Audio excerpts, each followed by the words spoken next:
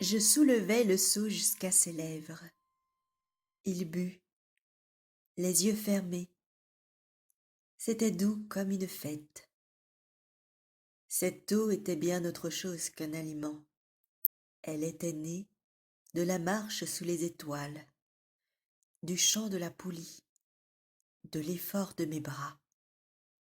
Elle était bonne pour le cœur, comme un cadeau. Lorsque j'étais petit garçon, la lumière de l'arbre de Noël, la musique de la messe de minuit, la douceur des sourires faisaient ainsi tout le rayonnement du cadeau de Noël que je recevais.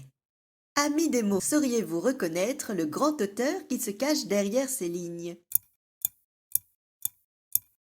Je vous aide. Serait-ce A. Louis Aragon, B.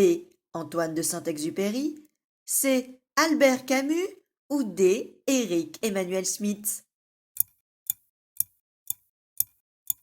Je relis quelques phrases de cet extrait où la personnification, pour les amoureux du jargon littéraire, la personnification de l'eau est peu à peu développée. Cette eau était bien autre chose qu'un aliment.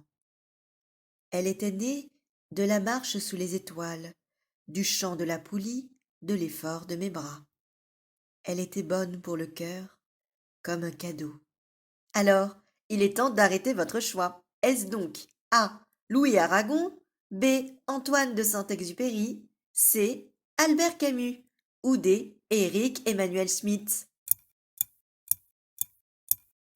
Eh bien, il s'agit d'un extrait tiré du Petit Prince, publié en 1943. L'auteur n'est autre que B. Antoine de Saint-Exupéry. Et Le Petit Prince est son roman le plus connu, traduit aujourd'hui dans plus de 300 langues, dont le Hassania, la langue du Sahara.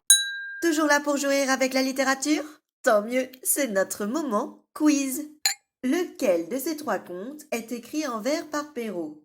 A. Les Fées, B. Riquet à la houppe, C. Peau d'âne. La réponse est C. Peau d'âne. Lequel des trois n'est pas le titre d'un livre?